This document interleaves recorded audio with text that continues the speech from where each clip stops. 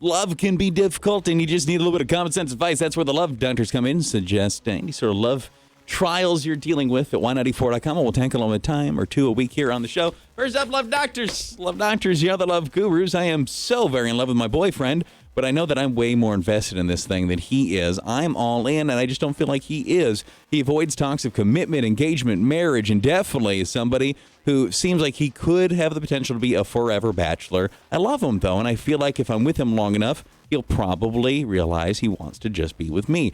Do I assume if we keep dating, he'll eventually get up to speed with me, or am I silly for assuming that this will seriously get more serious than it is?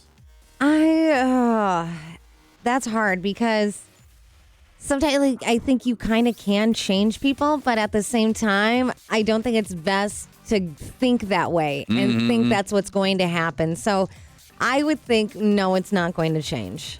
And that part of that just kind of like, where do you see this going? Where are we? What are we talking? Like, just kind of be honest, be upfront. Like, I could see marrying you.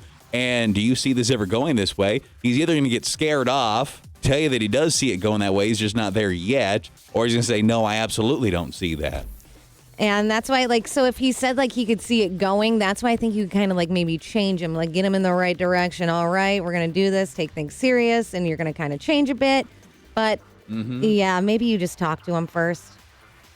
I get really focused on the all right because I kind of had a Matthew McConaughey thing in my head. All right. All right, Love Doctors, you're the love gurus. A woman at work is a good friend to me, and I suspect that she's always wanted to be more than that, though she's never directly said so.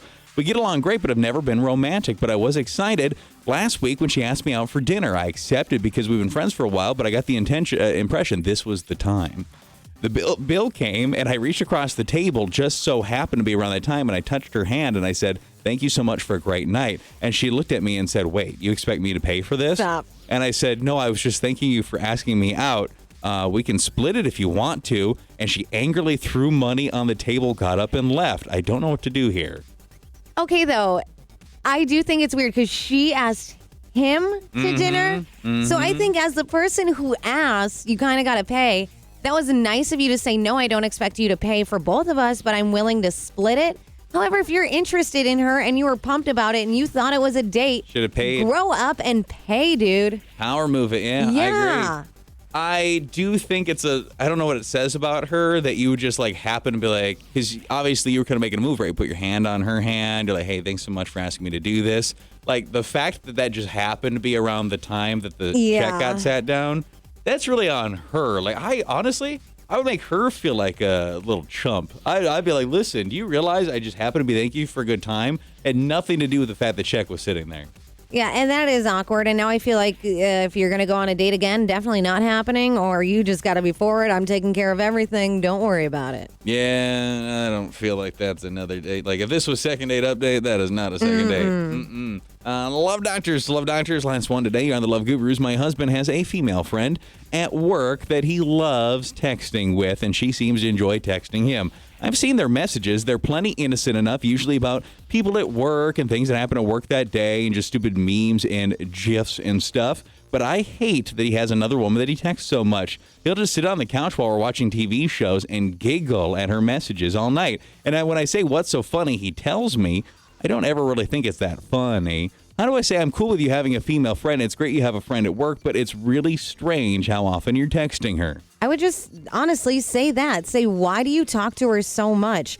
We're at home together. I'm your partner. We should be talking. You don't need to constantly be on your phone.